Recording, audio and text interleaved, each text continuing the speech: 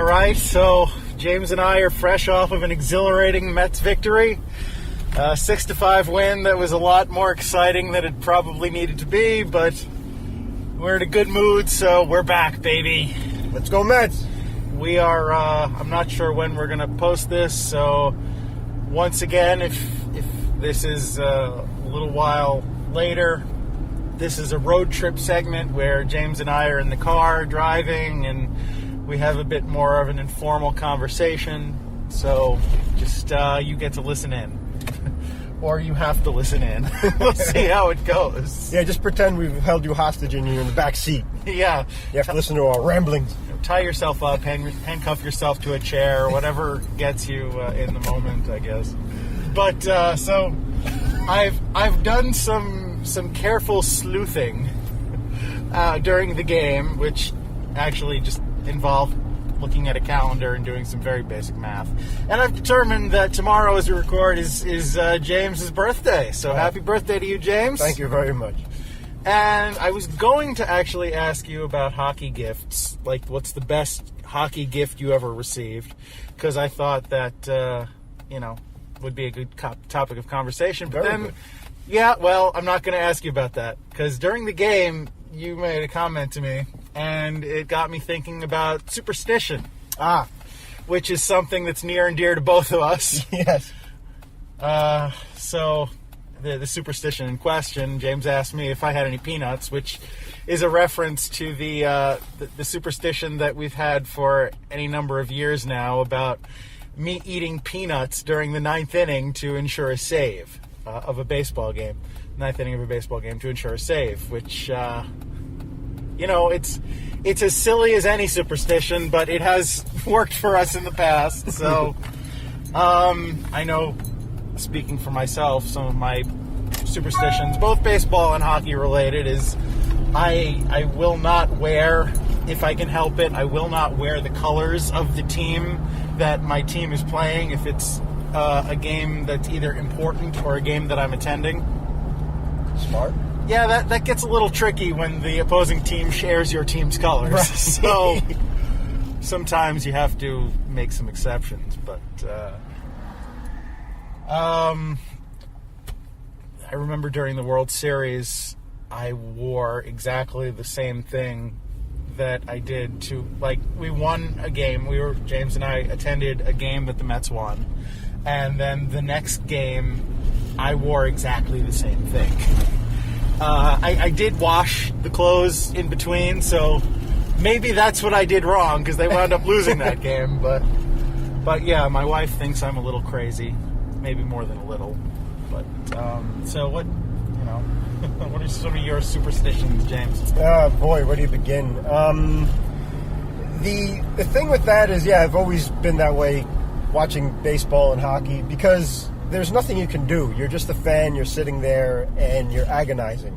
And there's absolutely nothing you can do about the game or anything. So you're just watching. And Gary even alluded to that in today's game, where at the recording of this, we had an opportunity to participate in a deck hockey tournament or go to the Met game. So the Mets trumped the deck hockey tournament. Not always, but, you got to even things out. And at least he was saying that if we were playing the game, I could get my aggressions out.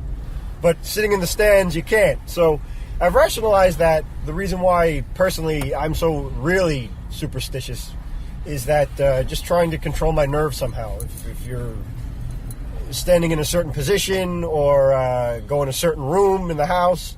So I got a lot of them. It's really... I couldn't even tell you how many ticks and crazy things that go on, so I'm not going to bore you with that. But yeah, it's way too many to count.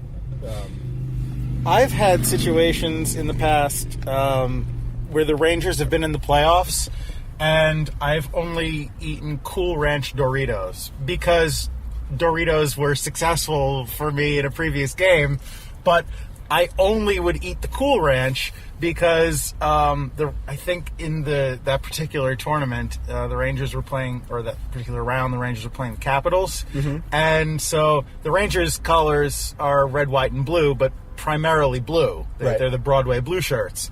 And a Cool Ranch Doritos bag is blue. And it has like red, white, and blue and some other, colors, but whatever, speckles for the seasoning on them. Whereas the nacho cheese Doritos bag is red, and the Capitals colors are red. That's true. So I absolutely refused to eat nacho cheese Doritos during that round. And again, my wife thought I was a lunatic, and I really haven't come up with any evidence in the 10 plus years that we've been married to refute that, but nevertheless, that's one of the things that I'm a little bit crazy about. So the clothes I wear, the food I eat, all of this is in an effort to affect some kind of positive result to the hockey gods or the baseball gods, and really from any reasonable outside perspective, I would have absolutely no impact on a game that other people are playing, and in some case hundreds of miles away. But that's the thing, at least as a fan, whenever something good happens in your life, it should be because of hard work and dedication and sacrifice. So obviously we're not on the rosters of the professional teams, so as us being fans, at least we can do something to suffer a little bit and sacrifice a little bit, so that when the team is successful, we can join in with the success in a little way, that we sacrifice something too. Not to the extent that the athletes did, playing through injuries or sacrificing Lord knows how many hours and years of their lives to getting to that point in their careers. But a little suffering would go a long way for us. So that's in that aspect, I don't think you're crazy at all. Yeah, I mean, there's something kind of existential about that whole concept of superstition. Yeah, you can make a left turn up here. The idea that in the face of all evidence to the contrary, that you have faith that your actions have an impact on the outcome of something so clearly out of your control. I mean, I can't speak for James, but I know that I get annoyed at people, not even myself. I get annoyed at other people when they break with my superstitions. I got a good one for you. Yeah. That just jarred an old memory. Okay. Before, on part one of our road trip, we were talking about our college days. So getting back to that, a girlfriend of mine at the time, she was also a fan of St. John's basketball team. Okay. And it was my senior year. I'm a couple of years older than Gary, so it was my last hurrah. And being on the sports radio team, if the St. John's basketball team advanced, would have been my chance to finally follow them to the Final Four. So luckily, when Gary and I went to St. John's, the team was really good, and they were a consummate force in March Madness. So everything was aligning right, and it was my senior year, it was my last hurrah, and I was going to get to follow them to the Final Four. It was just a dream come true. Yeah, I think the year before that, if memory serves, they had gone to the Elite Eight. Right. So, it was just really successful, and it made sense. We were going in the right direction. We still had the good core of the team, who were probably eventually did move on, either through graduation or the draft or whatever. So it was really like the stars were aligning. And the game before they were going to, I think it was the Elite Eight or Final Four or whatever. It wasn't quite that far in. But we were playing, I think St. John's was playing Gonzaga or some team. And we were winning. And then I was sitting in a particular spot. Yeah.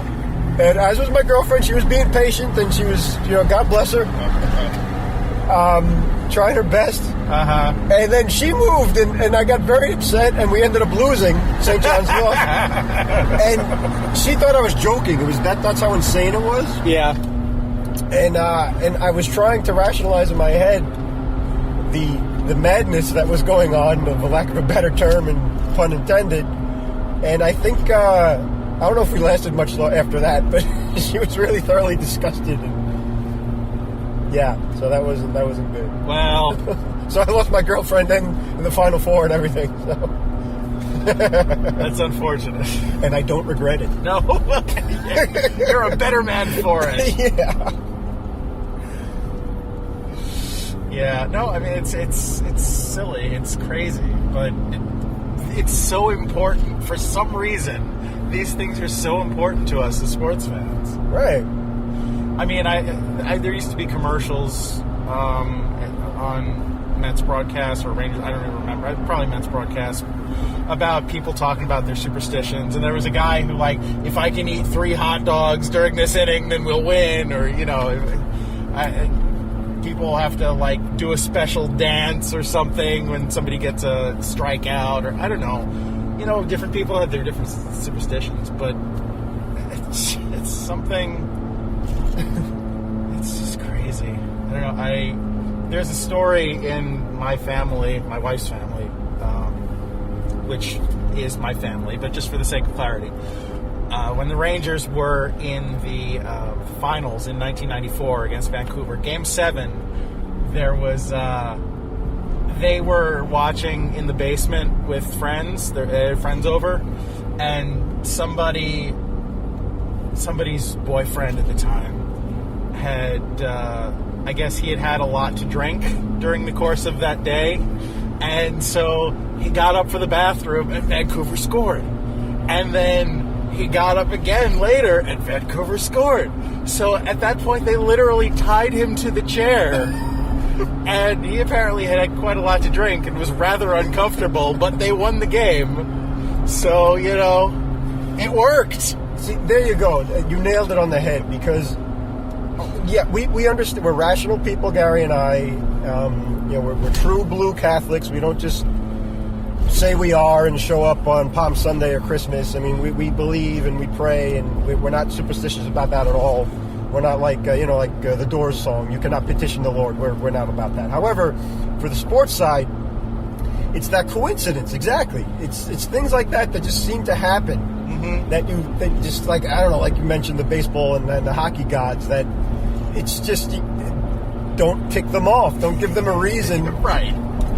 And it just, whatever, it's a big universe out there, so...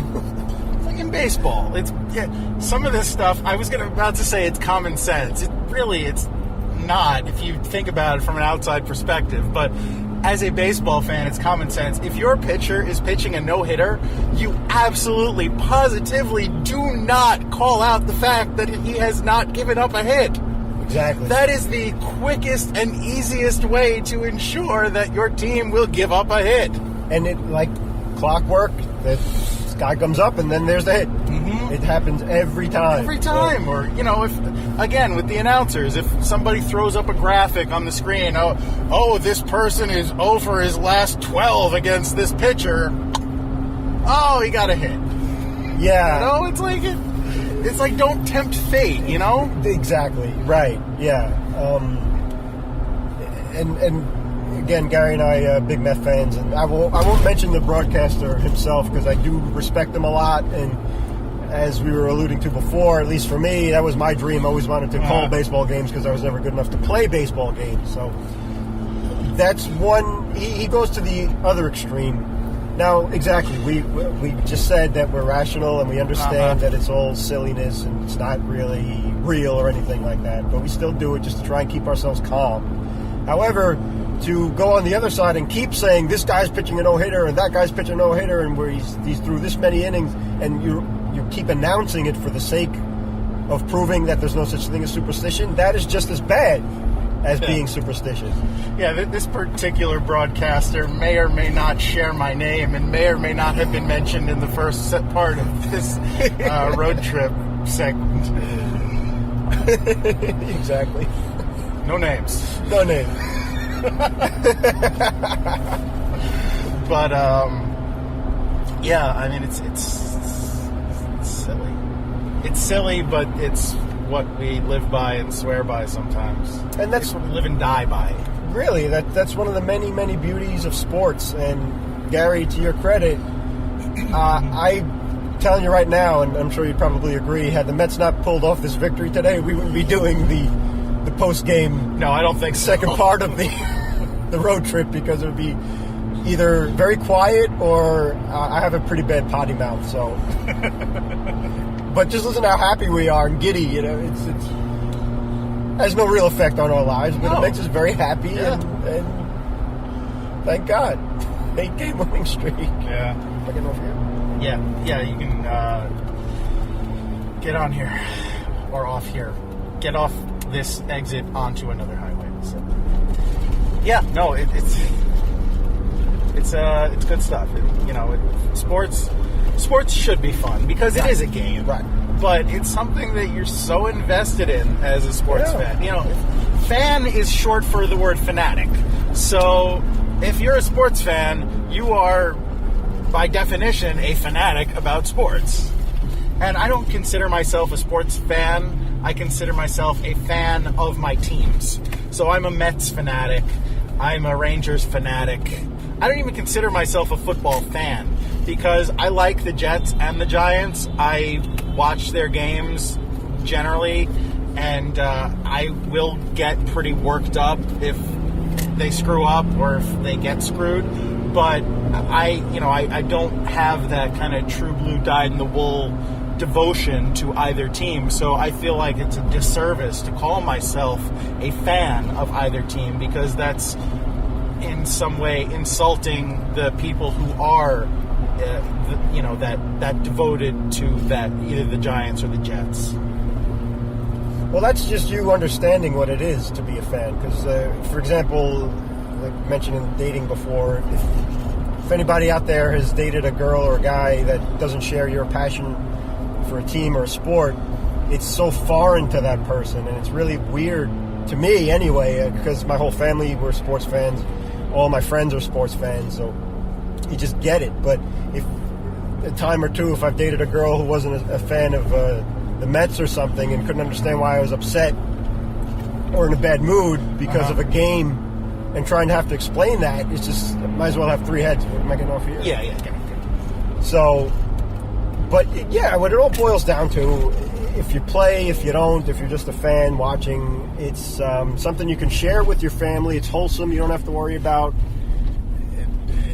I mean, the commercials are another story, but it's just it's timeless, and that's the beauty of it as well. Is you can pass it down from generation to generation. I was telling Gary before that the great James Taylor was being interviewed by Howard Stern, and I was listening to that on Sirius XM.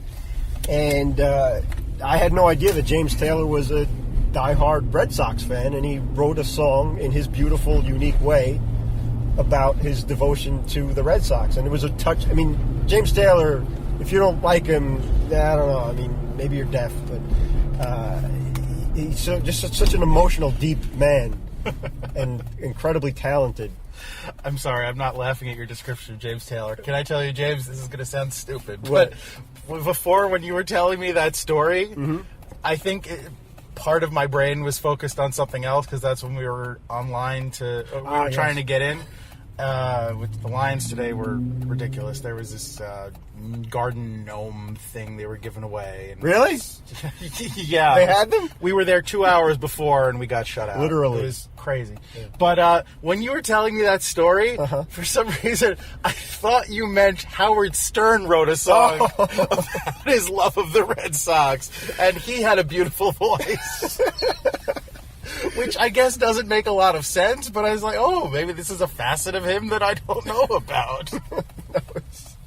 It was the one and only James Taylor. All right. And he performed the song live in studio, and it was so beautiful and really summed up what it is to be a baseball fan or a sports fan in general. Yeah, and that makes a lot more sense. Yeah, and the movie Fever Pitch.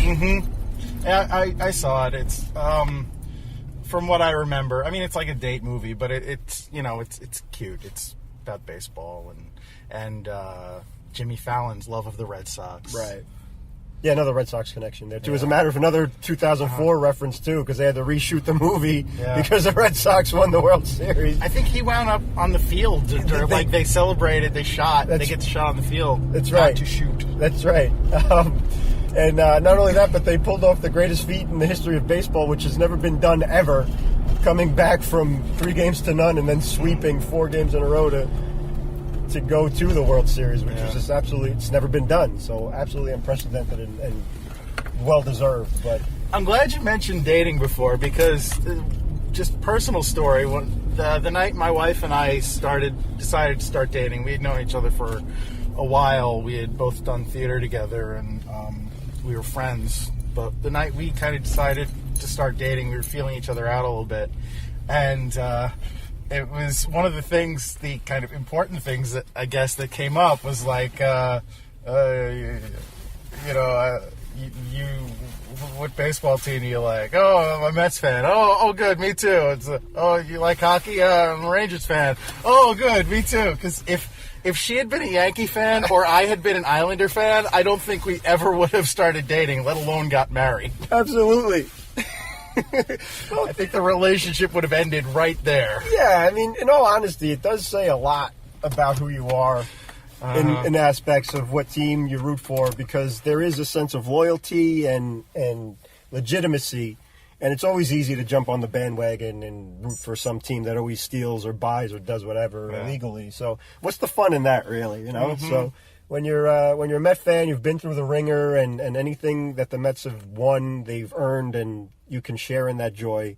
Same thing with the Rangers too. I know that they have a reputation of buying talent and so on, but they seem to buy the talent when they're past their prime and don't do very well. But I think in the early 2000s there was a bit more, that perception was a little more prevalent and I guess had a little more credence. But yeah, I think there is still a bit of a perception that they go after stars, and that's how they try and grow their team. Yeah, but for a franchise that's been around for 80 plus years and 4 Stanley Cups and 54-year drop between them, that's devotion and loyalty.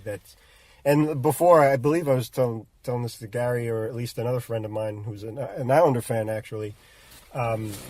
Why I'm a Jet fan, I don't know. And my dad and I've asked my father that many a time, because they don't give you anything. They just break your heart. You know, at least the Mets. Yeah, you had '86, you had 2000, you have right up until 2015. There's some hope there. There's some great players in history, but the Jets is like, I'm going to be 38 and never even came. I mean, the closest we ever came to getting to the Super Bowl was like a couple of halves in the AFC Championship. So. I remember in high school when I had even less interest in football than I do now, but not that I have no interest in football now, but we went through that. But in high school, I really didn't have a lot of familiarity with football or exposure to football. But I remember the joke that went around at the time was Jets stood for just end the season.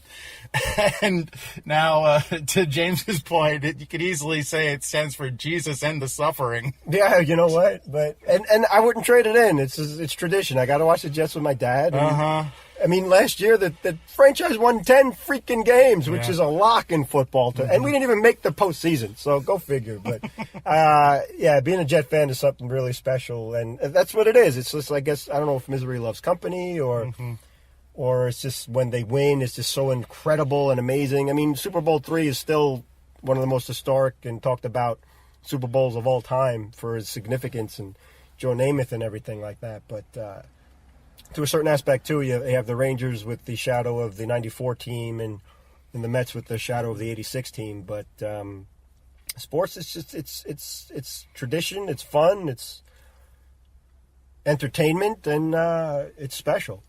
Yeah, and just to bring it back around to the superstition discussion that we started with, you can have a great team, like you said, not that I'm saying last year's Jets were a great team, but you can have a team that seemingly is doing everything it's supposed to and by all rights should win. You can sit there as a fan and follow all your superstitions religiously, and then, from personal experience, the team still doesn't win, and I sit there and it's like, well, I did my part. What did who dropped the ball? I did my part for this team to win. Yeah. Who screwed up?